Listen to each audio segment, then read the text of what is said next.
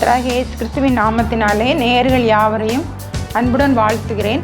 இந்த நாளிலும் ஆசிரியர் தினமாக நாம் கொண்டாடுகிறோம். அந்த ஆசிரியர்களாக இருக்கிற அனைவருக்கும் என் அன்பான ஆசிரியர் தின நல்வாழ்த்துக்களை கூறிக்கொள்கிறேன். ஒரு டீச்சர் எப்படி இருக்கணும் அப்படிங்கிறத வேதாகமத்திலிருந்து ஒரு சில வார்த்தைகளை கூறி அதன்படி நீங்கள் உண்மை உத்தமமாக உங்களுடைய ஆசிரிய பணியை செய்தால் கர்த்தர் உங்களை நிச்சயமாக ஆசீர்வதிப்பார். நம்ம மெய்யான தேவனாகிய இயேசு கிறிஸ்துவை நம்ம அறிந்து நம்ம ஆசிரியர்களாக பணிபுரிகிறோம் அப்படின்னு சொன்னால் அது எப்படி நடக்கணும் அப்படிங்கிறதுக்கு இப்போ டீச்சர் அப்படிங்கும்போது அந்த TEACHER அந்த ஸ்பெல்லிங் படி முதல்ல டீச்சரில் T ட்ரைனிங்.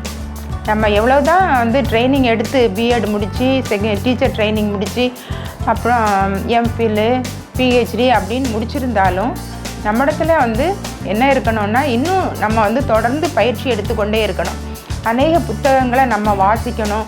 வெளி உலகத்தில் உள்ள நியூஸ்கள் நமக்கு தெரிஞ்சிருக்கணும். எப்படி எல்லாம் முன்னேறி கொண்டு இருக்கிறது, எல்லா வகையிலும் எப்படி முன்னேறி கொண்டு இருக்கிறது எல்லாவற்றையும் நம்ம அறிந்திருக்கணும். அப்படி அறிந்திருந்தால் தான் நம்ம நல்ல ஒரு ஆசிரியராக பணிபுரிய முடியும் அப்படிங்கிறதுல எந்த சந்தேகமும் இல்லை. இந்த டீச்சர்ஸ் டே எதற்காக கொண்டாடுகிறாங்க அப்படின்னா நம்மளுடைய நாட்டின் முதல் துணை ஜனாதிபதியாக இருந்த டாக்டர் ராதாகிருஷ்ணன் அவருடைய பிறந்த நாள் செப்டம்பர் 5ஆம் தேதியை தான் நம்ம ஆசிரியர் தினமாக கொண்டாடுகிறோம். அவர் ஒரு பேராசிரியராக இருந்து அப்புறம் அரசியலில் இருந்து அவர் ஒரு துணை ஜனாதிபதியாக முதல் துணை ஜனாதிபதியாக அவர் பணிபுரிந்தார்.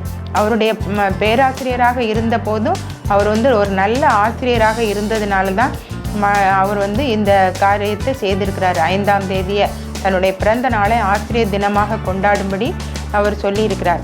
நம்ம ஜவஹர்லால் நேரு அவரையும் நம்ம முதல் பிரைம் மினிஸ்டர், அவருடைய பிறந்த நாளை நம்ம சிறுவர் தினமாக கொண்டாடுகிறோம். அந்த மாதிரி இது ஆசிரியர் தினமாக கொண்டாடப்படுகிறது. இந்த டீச்சர் அப்படின்னா ட்ரைனிங், நல்ல பயிற்சி எடுக்கணும்.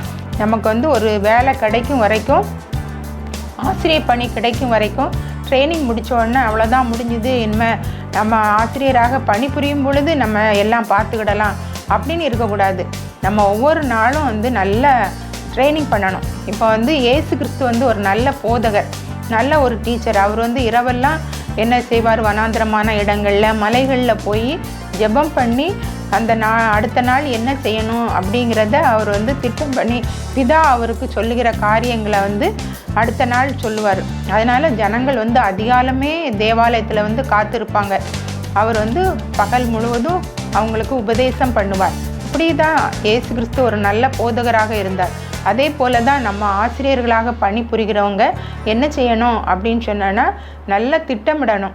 நாளைக்கு என்ன பாடம் எடுக்க போகிறோம், இந்த வருஷத்தில் இத்தனை பாடங்கள் இருக்குது, இந்த பாடங்களை எப்படி முடிக்கணும் அப்படின்னு சொல்லி ஒவ்வொரு நாளும் நம்ம ஆயத்தப்பட்டு அதுக்கப்புறம் அடுத்த நாள் நீங்கள் கிளாஸில் எடுக்கும்போது அந்த பிள்ளைகள் ஆர்வமாக கேட்பாங்க. அந்த கிளாஸில் அவங்க படிக்கும்போதே அவங்க என்ன செய்திடணும், நம்ம சொல்லி கொடுக்கும்போதே அவங்க மனசில் ஏற்றுக்கொள்ளணும்.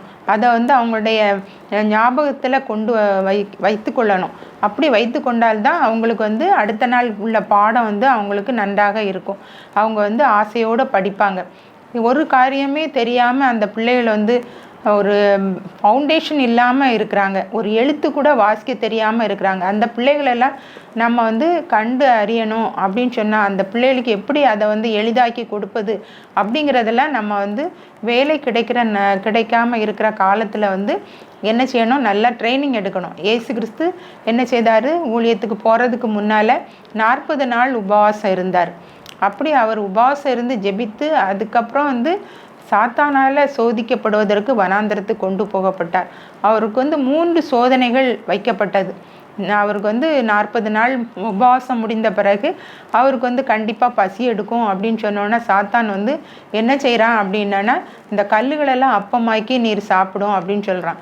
அப்போ ஆண்டவர் பைபிள்ல இருந்தே வசனத்தை எடுத்து மனுஷன் அப்பத்தினாலே மாத்திரமல்ல தேவனுடைய வாயிலிருந்து பிறக்கிற ஒவ்வொரு வார்த்தையினாலும் பிழைப்பான். அப்புறம் 2வது உயர்ந்த ஒரு உப்பரிகையின் மூலம் கொண்டு விட்டு இங்கேருந்து தாழ குதியும், ஆண்டவர் வந்து உம்மை தம்முடைய தூதர்களை அனுப்பி உம்முடைய கால் இடராதபடி பாதுகாத்து கொள்வார் அப்படின்னு சொல்கிறார். அப்பவும் ஆண்டவர் நீ வந்து தேவனை பரீட்சை பார்க்காத அப்படின்னு சொல்கிறார். மூன்றாவதாக உலகத்தினுடைய சகல காரியங்களையும் அதனுடைய மகிமையும் காட்டி நீர் வந்து என்னை பணிந்து கொண்டால் இவைகளெல்லாம் உமக்கு தருவேன் அப்படின்னு சொல்கிறார். அப்போ ஆண்டவர் என்ன சொல்கிறார், அப்பாலே போ சாத்தானே, உன் தேவனாகிய கர்த்தரை பணிந்து கொண்டு அவர் ஒருவருக்கே ஆராதனை செய்வாயாக அப்படின்னு சொன்னார். இப்படி நமக்கு வந்து ஆசிரியர் பணியை நம்ம செய்யும் பொழுது பலவிதமான சோதனைகள் வரும்.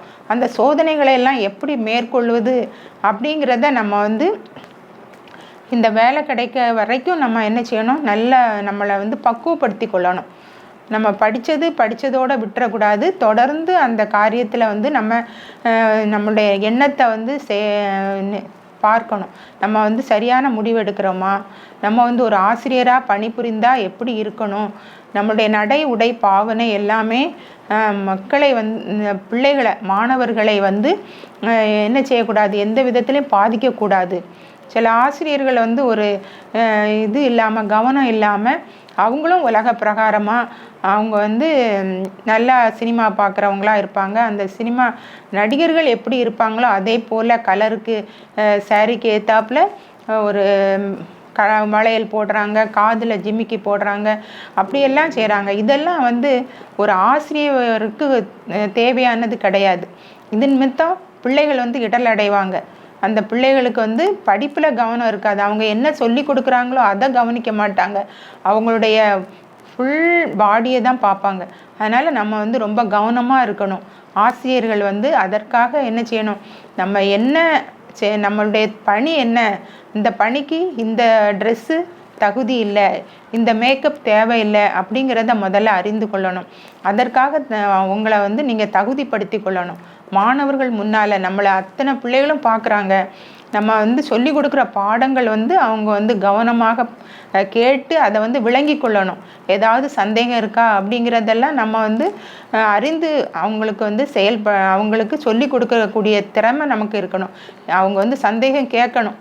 அப்படி சந்தேகம் கேட்டால் தான் அவங்க வந்து கவனிச்சிருக்கிறாங்கன்னு அர்த்தம். இல்லை அவங்க வந்து சும்மா உட்காந்துக்கிட்டு நீங்கள் என்னதோ பேசுகிறீங்கன்னு சொல்லிட்டு உங்களுடைய முக அழகையும் உங்களுடைய ட்ரெஸ் அழகையும் பார்த்து அப்படியே அவங்க வந்து தங்களை வந்து என்ன செய்திடக்கூடாது, டைவர்ட் பண்ணிடக்கூடாது. அவங்களுடைய எண்ணங்கள்லாம் சிதறடிக்கக்கூடாது. அப்படி நம்ம வந்து இருக்கணும். பிள்ளைகள் வந்து நமக்கு ஆண்டவர் வந்து கிருபையாக கொடுத்துருக்கிறாரு. எத்தனையோ பேருக்கு பிள்ளைகள் இல்லை, ஆனால் பிள்ளைகளை ஆண்டவர் கொடுத்துருக்காரு. அந்த பிள்ளைகளை நல்ல வளர்ப்பில் வளர்க்கிறதுக்கு பெற்றோருக்கும் ஆசிரியருக்கும் என்ன உண்டு, கடமை உண்டு. பெற்றோர் வந்து பிள்ளைகளை நல்ல வளர்ப்பில் வளர்க்கணும். அதுக்காக தான் பெற்றோர் ஆசிரியர் சங்கம் அப்படின்னு ஸ்கூலில் வச்சுருப்பாங்க. அந்த பெற்றோர் ஆசிரியர் சங்கத்தில் வந்து நம்ம பிள்ளைகள் ஒழுங்காக கவனிக்கணும். பிள்ளைகள் எப்படி இருக்கிறாங்க, கிளாஸில் நல்லா அட்டென்டிவாக இருக்கிறாங்களா அப்படிங்கிறதெல்லாம் பெற்றோரும் கவனிக்கணும், ஆசிரியர்களும் கவனிக்கணும். நம்ம கையில் இருக்கிற பிள்ளைகள் மாணவர்கள் வந்து கர்த்தர் வந்து நமக்கு கொடுத்தது, தெய்வம் வந்து நமக்கு கொடுத்தது. அந்த பிள்ளைகளை நல்ல ஒழுக்கத்திலையும் பண்புலையும் வளர்க்கக்கூடிய கடமை வந்து பெற்றோருக்கும் ஆசிரியருக்கும் உண்டு. அதில் ஆசிரியர்கள் சொல்லி கொடுக்குறத கட்டாயமாக பிள்ளைகளை வந்து கவனிப்பாங்க. அதனால் நம்ம வந்து அவங்களுக்கு முன்னால் ஒரு முன்மாதிரியாக இருக்கணும். அப்போ தான் ஒரு எக்ஸாம்பிளாக இருக்கணும். ஒரு ஆசிரியர் பணி வந்து ஒரு அறப்பணி அப்படின்னு சொல்லுவாங்க. அதை வந்து ஒரு ஏணி மாதிரி நம்ம மேலே மாடிக்கு போகணும் அப்படின்னு சொன்னோன்னா ஒரு ஏணி இருக்கும். அந்த ஏணி வந்து இருந்த இடத்துல தான் இருக்கும். ஆனால் மேலே ஏறி போகிறவங்க தான் மேலே ஏறி போவாங்க. அதே மாதிரி தான் ஆசிரியர்களும். நம்ம வந்து எல்லாரையும் உயர்த்தி விடுகிறவங்களா இருக்கணும். நான் இந்த டீச்சர்கிட்ட படித்தேன், இந்த டீச்சர் இப்படிப்பட்ட நல்ல பண்புகளோடு இருந்தாங்க, எனக்கு நல்லா படித்து கொடுப்பாங்க, நான் அவங்க படித்து கொடுக்கறத அப்படியே நல்லா கவனிப்பேன், ஒரு வார்த்தை விடாமல் நான் கவனிப்பேன், அதனால் நான் இன்னைக்கு இவ்வளோ பெரிய வேலையில் இருக்கேன் அப்படின்னு சொல்லி மாணவர்கள் பாராட்டக்கூடிய அளவுக்கு நம்ம வந்து என்ன செய்யணும், ஒரு ஆசிரியர் வந்து இருக்கணும். அது ஆண் ஆசிரியராக இருந்தாலும் சரி, பெண் ஆசிரியராக இருந்தாலும் சரி, ஒழுக்கம் உள்ளவங்களாக இருக்கணும். அப்போ தான் நம்மளை பார்த்து நம்ம பிள்ளைகள் வந்து கீழ்ப்படிவாங்க, நல்லா படிப்பாங்க. படிப்பில் அவங்களுக்கு கவனம் இருக்கும், வேறு எந்த காரியத்துலேயும் அவங்களுக்கு கவனம் போகாது. அதனால் முதலாவது வந்து நல்ல ட்ரைனிங் உள்ளவங்களாக இருக்கணும், நல்ல பயிற்சி பெற்றவங்களாக இருக்கணும். மாணவர்களை நம்ம எப்படி படிக்க வைக்கணும், நம்ம எப்படி வழி நடத்தணும், எப்படி நல்ல பண்புகளில் அவன் கீழ்ப்படுகிறவனாக இருக்கணும், பெரியவங்களை கண்டா அவங்களுக்கு வந்து மரியாதை கொடுக்குறவனாக இருக்கணும், 2 கரம் கூப்பி அவன் வந்து வணங்கணும். இப்போல்லாம் அப்படியே கிடையாது, சும்மா அப்படி ஹாயின்னு சொல்லிட்டு பிள்ளைகள் போகிறாங்க. இந்த மாதிரியெல்லாம் நம்ம வந்து மாணவர்களை வளர்க்கக்கூடாது.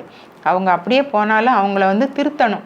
அதைத்தான் ஆண்டவர் நம்மளுக்கு வந்து மாணவர்களை கொடுத்துருக்கிறாரு. அந்த மாணவர்களை நல்ல வழக்கத்தில், நல்ல பழக்க வழக்கங்களில் வளர்க்கிறது பெற்றோருக்கும் உண்டு, ஆசிரியர்களுக்கும் உண்டு.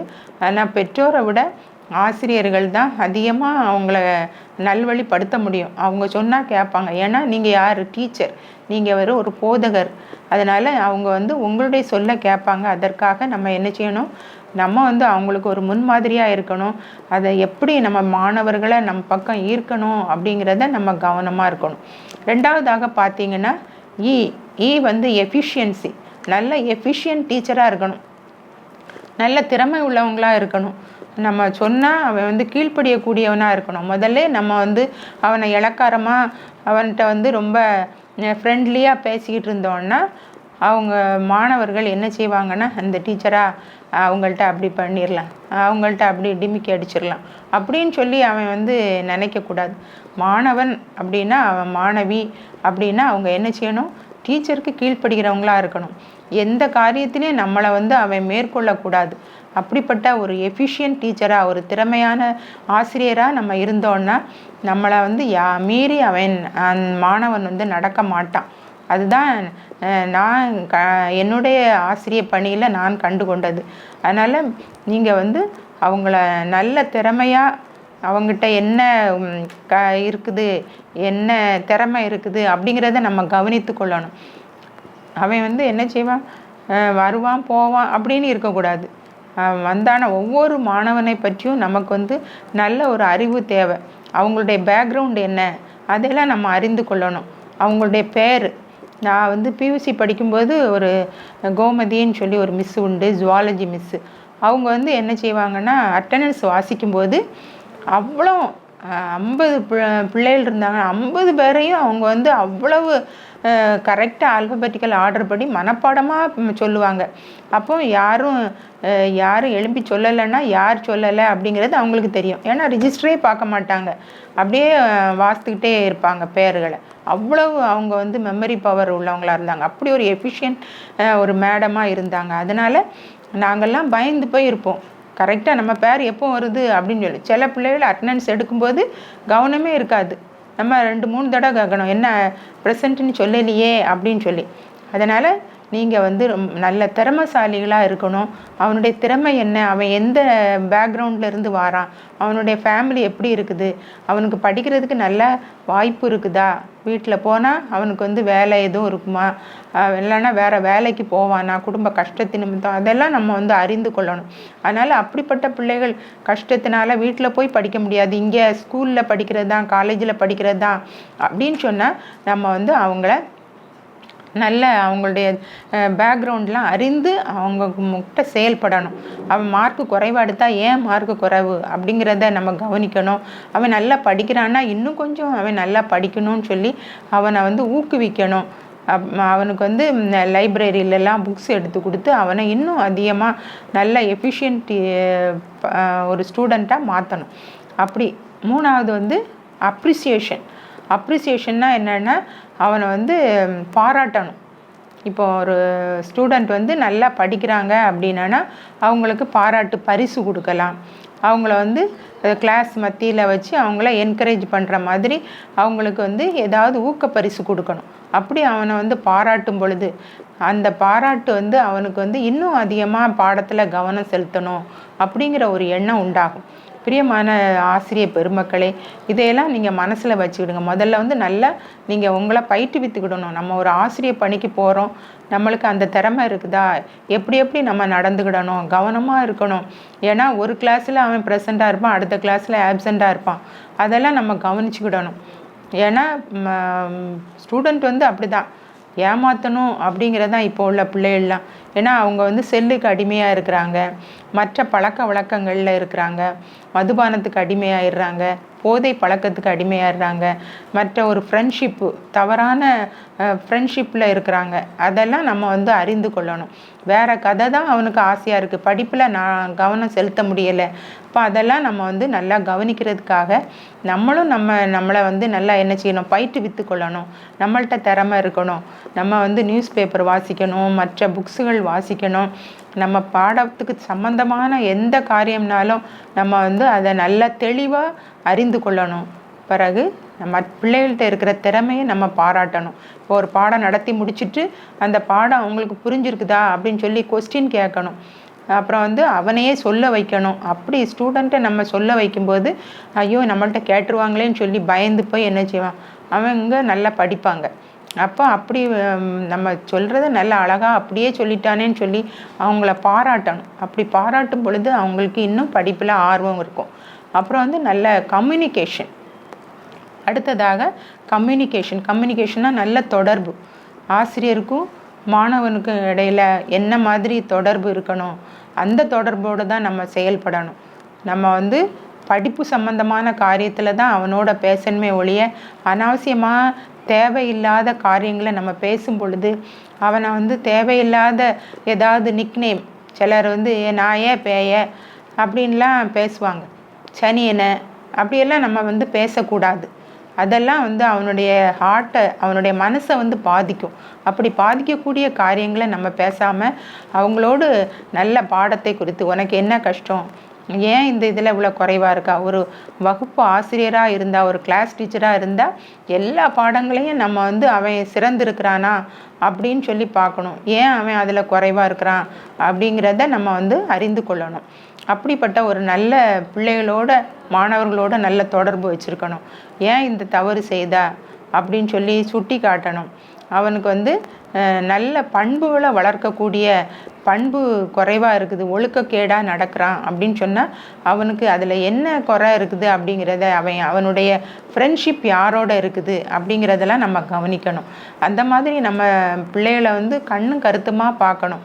வெறுமனே பாடத்தை நடத்தி விட்டு நான் பாடம் நடத்தி முடிச்சிட்டேன், இவன் படித்தா படிக்காமல் படிக்காட்டா போகிறான் அப்படிங்கிறத இருக்கக்கூடாது.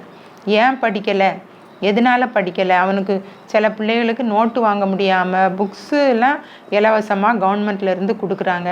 அதனால் அப்படி இருக்கலாம். காலேஜிலலாம் படிக்கும்போது என்ன தான் கஷ்டம் இருந்தாலும் பிள்ளைகள் ஏதாவது பெற்றோர் வந்து கடன் எடுத்தாவது அந்த பிள்ளைகளுக்கு கொடுக்குறாங்க, வாங்கி கொடுக்குறாங்க. அப்போ அந்த பிள்ளைகளுக்கு நம்மளால் ஏண்ட உதவி செய்யலாம், இல்லைன்னா அவங்களுக்கு வந்து அதை அவங்களுக்கு வாங்க முடியுதா அப்படின்னு பார்க்கணும். அந்த பிள்ளைகள் வந்து எப்படி இருக்கிறாங்கங்கிறத நம்ம அனுதினமும் அவங்கள வந்து கவனித்து கொண்டே இருக்கணும். அவங்க வந்து நம்ம கைக்குள்ளே இருக்கிற பிள்ளைகள், அவங்க வந்து நல்ல சிறந்து விளங்கணும் அப்படிங்கிற எண்ணத்தோடு தான் நம்ம செயல்படணும். பிள்ளைகளுக்குடைய பேர்களெல்லாம் எழுதி வச்சு ஜெபம் பண்ணணும், டெய்லி ப்ரேயர் பண்ணணும் அந்த பிள்ளைகளுக்காக. அந்த பிள்ளைகள் நன்றாக படிக்கணும், என்ன கேட்டாலும் பதில் சொல்ல தெரியணும் அப்படிங்கிற நோக்கத்தோடு நம்ம வந்து செயல்படணும். அதான் ஒரு நல்ல கம்யூனிகேஷன், அவங்களோட நல்ல கம்யூனிகேஷன் இருக்கணும். அப்புறம் வந்து அவங்க வந்து ஹாப்பியாக இருக்கிறாங்களா, இன்றைக்கி ஏன் ஹாப்பியாக இல்லை அப்படிங்கிறத நம்ம கவனிக்கணும்.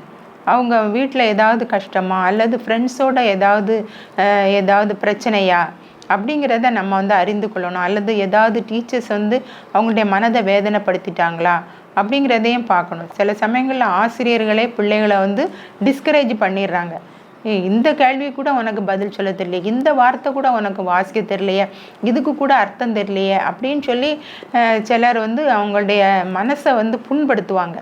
அவ்வளோ பேர் மத்தியிலையும் அவங்கள வந்து நம்ம ஏதாவது பேசும்போது அந்த பிள்ளைகள் வந்து படிப்பில் அவங்களுக்கு கவனம் இல்லாமல் இப்படி சொல்லிட்டாங்களே அப்படின்னு சொல்லி அந்த வேதனை மனசுக்குள்ளே இருக்கும். இதெல்லாம் நம்ம அறிந்து கொள்ளணும். ஒரு முறை அப்படி தான் ஒரு டீச்சர் வந்து தமிழ், அந்த பிள்ளைய நீ எல்லாம் 12th வந்துட்டா இன்னும் உனக்கு ஒரு தமிழ் கூட படிக்க முடியலையா, நீ எல்லாம் எதுக்கு பள்ளிக்கூடத்துக்கு வராத, ஒன்றையால் ரிசல்ட்டு போயிடும் அப்படின்னு சொல்லி அவளை திட்டுன உடனே அவள் வந்து என்ன செய்துட்டா, வராமல் இருந்துட்டா. இப்போ இந்த பிள்ளை வரலையே ஏன் அப்படின்னு கேட்கும்போது இப்படி தமிழ் டீச்சர் திட்டாங்க, அதனால் அவள் நம்ம பாஸ் பண்ண மாட்டோம் அதனால் ஸ்கூலுக்கு வர வேண்டான்னு சொல்லி வரமாட்டேன்ட்டா அப்படின்னு சொன்னாங்க. அப்போ இல்லை, அவள் பாஸ் பண்ணிடுவா, அவளை வர சொல்லு, இன்னும் நாள் இருக்குது, அவள் படித்து பாஸ் பண்ணிடலாம் அப்படின்னு சொன்னதுனால அவள் வந்து வந்தா. அந்த மாதிரி ஏதாவது டீச்சர்ஸுனாலேயும் அந்த பிள்ளைகளுக்கு வந்து என்ன வரும், பிரச்சனைகள் வரும், மனக்கவலை வரும், இந்த டிப்ரெஷன். இப்போ வந்து டிப்ரெஷன்னிடுறாங்க. சில பிள்ளைகள் அப்படி டிப்ரெஷனில் என்ன செய்கிறாங்க, சூசைட் பண்ணிடுறாங்க. இதெல்லாம் வந்து நம்ம வந்து தவறு. வாழ்க்கையில் வெற்றியும் தோல்வியும் வரத்தான் செய்யும். ஆனால் அந்த தோல்வியை வந்து நம்ம வந்து ஸ்டெப்பிங் ஸ்டோனாக எடுக்கணும். ஏன்னா அந்த failure is the stepping stone to success. நமக்கு வாழ்க்கையில் வர்ற தோல்வி வந்து ஒரு அடிக்கல், ஒரு ஸ்டெப்பிங் ஸ்டோன், எதுக்கு, வெற்றிக்கு ஒரு கல்லாக மாறுகிறது. அதனால் நம்ம வந்து வாழ்க்கையில் என்ன தோல்வி வந்தாலும் சோர்ந்து போகாமல் என்ன செய்யணும், இன்னும் நம்ம வந்து நம்மளுடைய எஃபர்ட், நம்மளுடைய முயற்சியை கொடுக்கணும் அப்படின்னு சொல்லி பிள்ளைகளுக்கு நல்ல அட்வைஸ் பண்ணணும். அப்படி அகாஸ்வேருன்னு சொல்லி ஒரு ராஜா இருந்தார். அவருடைய அர்த்தசஷ்டா, அந்த ராஜாவுக்கு பானை பாத்திரக்காரனா, அவருக்கு வந்து ஜூஸ் கலக்கி கொடுக்குறவனா ஒருத்தன் இருந்தான். அப்போ அவன் வந்து ஒரு நாள் ரொம்ப கவலையோடு இருப்பான். இப்போ அந்த ராஜா, நீ வந்து ஏன் ஒரு நாள் நீ இப்படி இருக்க மாட்டியே, நல்லா ஹாப்பியாக இருப்பியே, ஏன் இப்படி கவலையோடு இருக்கா அப்படின்னு கேட்டார். அப்படி ஒரு ராஜா கேட்ட உடனே அவனுக்கு வந்து ரொம்ப சந்தோஷமாயிற்று. அதனால் தன்னுடைய கவலைக்கு காரணத்தை சொன்னான். ராஜாவும் அவனுடைய கவலையை போக்குறதுக்கு சரி நீ இஷ்டப்படி செய் அப்படின்னு சொல்லி அவனை அவனுடைய சொந்த நாட்டுக்கு அனுப்புனார். அப்படி நம்ம வந்து என்ன செய்யணும் அப்படின்னா, அவங்களுடைய முகத்தை பார்க்கணும். ஒவ்வொரு நாளும் ஒவ்வொருவருடைய முகத்தையும் பார்த்து எல்லாரும் நல்லா ஹாப்பியாக இருக்கிறாங்களா, அப்போ தான் அந்த டீச்சருக்கும் ஸ்டூடெண்ட்டுக்கும் உரிய ஒரு கம்யூனிகேஷன் வந்து நல்லா இருக்கும். அவங்க வந்து எப்படி இருப்பாங்க, ஒவ்வொரு நாளும் சந்தோஷமாக ஸ்கூலுக்கு வருவாங்க. சில பிள்ளைகள் ஸ்கூலுக்கு வரும்போது கட்டடிக்கிறாங்க. ஏன் கட்டடிக்கிறாங்க, இங்கே வந்து இன்ட்ரெஸ்டாக இல்லை, டீச்சர் திட்டுறாங்க, ஹோம்ஒர்க்கு செய்யலை அப்படின்னு சொல்லி திட்டுறாங்க. ஏன் அவன் ஹோம்ஒர்க் செய்ய முடியலை, அவனால் படித்தது அவனுக்கு தெரியலை, விளங்கலை, அதனால் அவன் அண்டர்ஸ்டாண்ட் பண்ணாததுனால அவனுக்கு ஹோம்ஒர்க் செய்ய முடியல. இல்லைன்னா அவனுக்கு வந்து ரொம்ப தூரம் ஸ்கூலுக்கு வர வேண்டியது இருக்குது, அதனால் அவன் டயர்டாயிடுறான். அப்படிலாம் இருக்கிறாங்கன்னா அதுக்கு என்ன காரணம், அப்படியெல்லாம் டயர்டாலாம் இருக்கக்கூடாது, நல்லா சுறுசுறுப்பாக இருக்கணும் அப்படின்னு சொல்லி நல்ல பண்புகளை வந்து நம்ம வந்து அவங்களுக்கு கற்றுக் கொடுக்கணும். ஒரு தேனி வந்து எப்படி ஒவ்வொரு நாளும் ஒவ்வொரு பூலையாக போய் எப்படி தேனை சேகரித்து கொண்டு தன்னுடைய கூட்டில் சேர்க்குது, ஒரு எறும்பு வந்து எப்படி இருக்குது, சோம்பல் படவே செய்யாது. இனி மழைக்காலம் வரப்போகுது அப்படின்னு சொன்னால் கோடை காலத்தில் அதுகள் என்ன செய்யும், நல்ல உணவுகள் இருக்கிற இடத்த தேடி தேடி போய் சேமித்து வைக்கும். அதே போல தான் நம்ம வந்து வாழ்க்கையில் ஸ்டூடெண்ட்ஸ் இருக்கணும்னு சொல்லி நல்ல உதாரணங்கள் மூலமாக பிள்ளைகளுக்கு நல்ல பழக்க வழக்கங்களை நம்ம கற்றுக் கொடுக்கணும். அவங்க எப்பொழுதும் எப்படி இருக்கணும், ஹாப்பியாக இருக்கணும். அடுத்தது என்கரேஜ் பண்ணணும். அவங்கள வந்து என்கரேஜ் பண்ணணும், ஊக்குவிக்கணும். அவங்கள்ட்ட இருக்கிற திறமை என்ன, நல்ல மனப்பாடம் செய்யக்கூடிய திறமை இருக்கும், சிலருக்கு வந்து நல்லா பேசுகிற திறமை இருக்கும், நல்ல கட்டுரை கவிதைகள் எழுதக்கூடிய திறமை இருக்கும். அப்படிப்பட்ட பிள்ளைகளெல்லாம் நம்ம என்கரேஜ் பண்ணணும். நல்ல விளையாட்டில் ஏதாவது ரன்னிங் ரேஸு அல்லது ஃபுட்பால் அல்லது வேறு வாலிபாலு, கிரிக்கெட்டு, எதில் அவங்களுக்கு வந்து திறமை இருக்குதோ அந்த திறமையை வளர்க்குறதுக்குரிய வழியை நம்ம வந்து சொல்லி கொடுக்கணும். அப்படி சொல்லி கொடுக்கும் பொழுது அந்த பிள்ளைகள் வந்து அதில் ஈடுபாடு உள்ளவங்களாக இருப்பாங்க. அப்படி நம்ம வந்து பிள்ளைகளை என்ன செய்யணும், என்கரேஜ் பண்ணணும். இப்படி என்கரேஜ் பண்ணுறதுனால என்ன ஆகும், எதிர்காலத்தில் அவன் வந்து ஒரு நல்ல ஒரு குடிமகனாக செயல்படுவான். இல்லாட்டனா அவன் வந்து பொல்லாதவனாக, திருடனாக, பொய் சொல்கிறவனாக அப்படியெல்லாம் அவங்க வந்து மாறிடுறாங்க. ஒரு கொலைகார வெறி, யாரும் என்னமோ சொல்லிடக்கூடாது. அப்படி நம்ம வந்து ஒரு கிளாஸில் வந்து ஜாதி இன மத வேறுபாடு இல்லாமல் அந்த பிள்ளைகளை வந்து நம்ம நடத்தணும். அப்போ நம்ம நடத்துறதுல தான் அந்த மற்ற ஸ்டூடெண்ட்ஸ் எல்லாம் அவங்க வந்து எல்லாரையும் ஒன்று போல் நேசிக்கிறாங்கன்னு சொல்லி அவங்க வந்து படிப்பில் ஈடுபடுவாங்க. அவங்கள வந்து உற்சாகப்படுத்தணும். ஒருவேளை பிள்ளைகள் மாணவர்கள் ஒருவருக்கொருவர் அவன் தாழ்ந்த ஜாதிக்காரன், நான் உயர்ந்த ஜாதி, நான் வந்து பணக்காரன், எங்கள் அப்பா அம்மாலாம் நல்லா படிச்சிருக்காங்க அப்படின்னு சொல்லி சில பிள்ளைகள் வந்து ஒரு பெருமையில் இருப்பாங்க. அப்படியெல்லாம் இருக்க விடாமல் அவங்கள வந்து எல்லாரையும் ஒன்று போல் வச்சு நம்ம வந்து பழக்குவிக்கணும். அதுக்கு தான் குரூப் வந்து ஃபார்ம் பண்ணணும். ஒவ்வொரு குரூப்பு, அதாவது நல்லா படிக்காத பிள்ளைகள் எல்லாம் அப்படியே ஒவ்வொரு குரூப்பாக ஒரு 5 குரூப்பு, ஒரு 40 ஸ்டூடெண்ட்ஸ் இருந்தாங்கன்னா ஒரு 5 பேர் 5 பேராக ஒரு 8 குரூப் ஃபார்ம் பண்ணி அவங்களுக்கு ஒரு நல்லா படிக்கிற குரூப் லீடர்ஸ் வச்சு அவங்க வந்து உண்மையாக இருக்கணும். எல்லா பிள்ளைகளும் ஒழுங்காக படிக்கிறாங்க, என்கிட்ட எழுதி காட்டினாங்க, இவன் வந்து படிக்க மாட்டாங்க அப்படின்னு சொன்னால் அதை வந்து டீச்சர்கிட்ட போய் சொல்லக்கூடிய பிள்ளைகளாக இருக்கணும். நம்மளும் கவனிச்சுக்கிடணும் எல்லாரும் மூலம் படிக்கிறாங்களா அப்படின்னு சொல்லி. எப்போவுமே பிள்ளைகளை வந்து என்கரேஜ் பண்ணும் பொழுது அவங்க இன்னும் படிப்பில் வந்து நல்ல ஈடுபாடோடு இருப்பாங்க. அப்படி இருக்கணும். கடைசியாக ரெஸ்பான்ஸ். அவங்கள வந்து அவங்க சொல்கிறதுக்கு வந்து நம்ம வந்து என்ன செய்யணும், ரெஸ்பாண்ட் பண்ணணும். அவங்க என்ன சொன்னாலும் நம்ம கேட்டு அதுக்கு பதில் சொல்கிறவங்களா இருக்கணும். அப்புறம் வந்து ஒரு தன்னம்பிக்கையை வளர்க்கணும் அவங்கள்ட்ட. இதெல்லாம் நமக்கு வந்து இயற்கையாக வரணும். அந்த பிள்ளைகள் வந்து ஈடுபாடோடு இருக்கணும்னா இந்த காரியங்கள் நம்ம நல்லா ட்ரைனிங் எடுத்துருக்கணும், நல்ல ஒரு எஃபிஷியன்ட் டீச்சராக இருக்கணும், பிள்ளைகளை நல்லா அப்ரிஷியேட் பண்ணுறவங்களா இருக்கணும், நல்ல ஒரு கம்யூனிகேஷன் இருக்கணும், பிள்ளைகளை வந்து என்கரேஜ் பண்ணணும், என்னென்ன திறமை இருக்குன்னு கண்டுபிடிச்சி அந்த திறமையை வளர்க்கணும். நம்ம அந்த ரெஸ்பான்ஸ் வந்து அப்போ தான் அவன் நம்மளுக்கு ரெஸ்பாண்ட் பண்ணுவான், நம்மளுக்கு பதில் சொல்லுவான். இல்லைன்னா நமக்கும் ஸ்டூடெண்ட்டுக்கும் இடையில எந்த விதமான கம்யூனிகேஷன் இல்லாமல் அவங்கள என்கரேஜ் பண்ணாமல் அப்ரிஷியேட் பண்ணாமல் இருந்தோன்னா அவன் என்ன செய்வான், அவன் இஷ்டம் போல தான் நடப்பான். நம்ம நினைக்கிற ரிசல்ட் வந்து நமக்கு கிடைக்காது. அவன் வந்து வாழ்க்கையில் எல்லா ப்ராப்ளமையும் ஃபேஸ் பண்ணக்கூடிய திறமை அவனுக்கு இருக்கணும். Ready to face any problem. யார் நம்மளை என்ன குறை சொன்னாலும் நம்ம வந்து படிப்பை விட்டுறக்கூடாது, படிப்பில் முழு கவனம் செலுத்தணும் அப்படின்னு சொல்லி டீச்சர்ஸ் வந்து ரொம்ப ரெஸ்பான்சிபிள் பர்சனாக இருக்கணும், ஒரு பொறுப்புள்ளவங்களாக இருக்கணும். ஏனோ தானோ நம்ம பாடம் படித்து கொடுத்தாச்சு, இனிமேல் நமக்கு என்ன வேலை, படிக்கிறது அவன் பொறுப்பு. இப்போ மெடிக்கல் காலேஜு, லா காலேஜு, அப்புறம் வந்து வேறு என்ன காலேஜுகள்லாம் இருக்குது, நர்சிங் காலேஜ் இருக்குது, அப்புறம் இன்ஜினியரிங் காலேஜ் இருக்குது. இங்கெல்லாம் வேலை பார்க்குறவங்க வந்து வெறுமனே அவனுக்கு லெக்சர் பண்ணிட்டு போகிறாங்க. அதனால தான் முன்னால் 11th வரைக்கும் தான் ஸ்கூலில் இருக்கும்.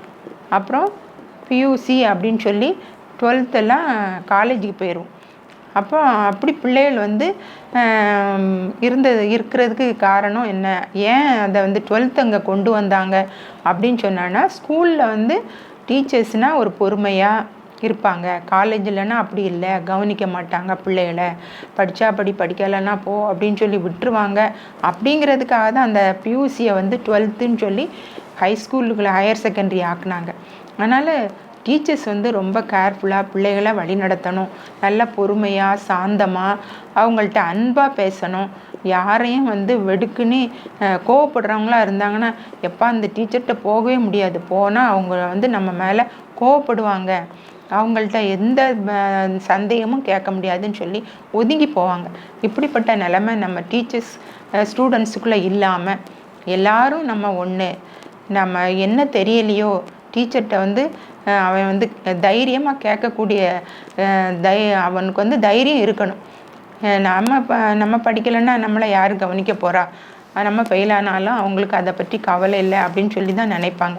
அதனால் தயவு செய்து ஆசிரியர்கள் இந்த நாட்களில் ரொம்ப பிள்ளைகள் வந்து மோசமான கேரக்டரில் வளர்கிறாங்க.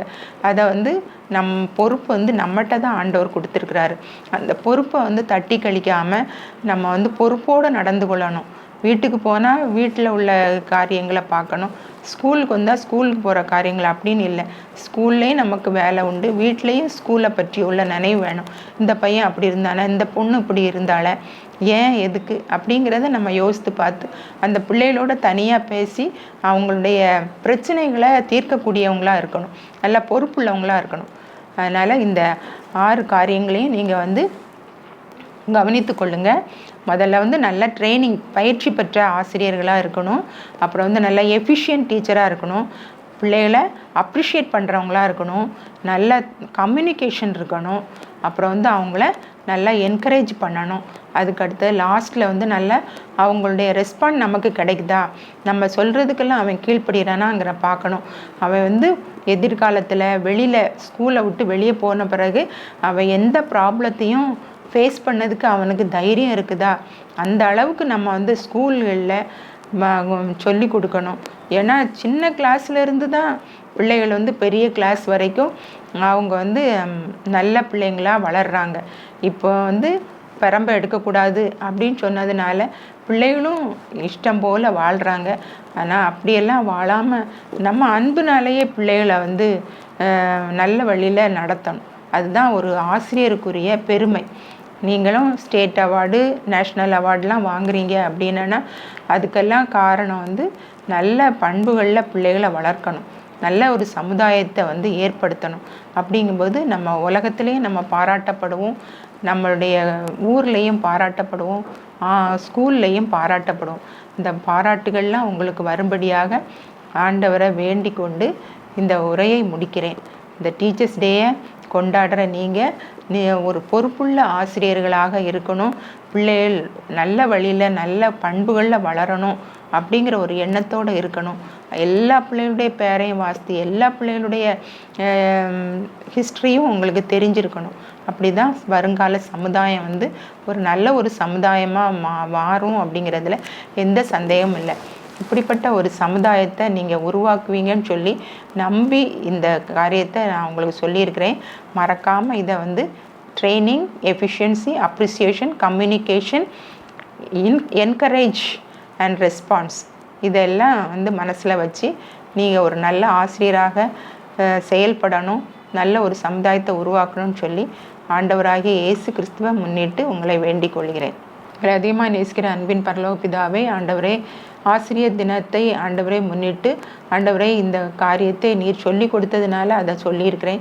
அதை போல் ஒவ்வொரு ஆசிரியர்களும் தங்களுடைய பொறுப்புகளை உணர்ந்து பிள்ளைகளோடு ஆண்டவரே இயேசப்பா பிள்ளைகளுக்கு நல்ல பாடங்களையும் படித்து கொடுத்து நல்ல பண்புகளையும் வளர்க்கத்தக்கதாக நீர் கிருபை செய்யும்படியாக ஜெபிக்கிறேன். ஆண்டவரே இந்த காரியத்திலே ஆண்டவரே அவர்களுக்கு நல்ல ஞானத்தை கொடுங்கப்பா, விவேகத்தை கொடுங்க ஆண்டவரே இயேசப்பா. அதன் மூலம் நல்ல ஒரு சமுதாயத்தை உருவாக்க கர்த்தர் கிருபை செய்யும்படியாக இயேசு கிறிஸ்துவின் நாமத்தினாலே ஜெபிக்கிறேன் ஜீவனுள்ள நல்ல பிதாவே, ஆம்.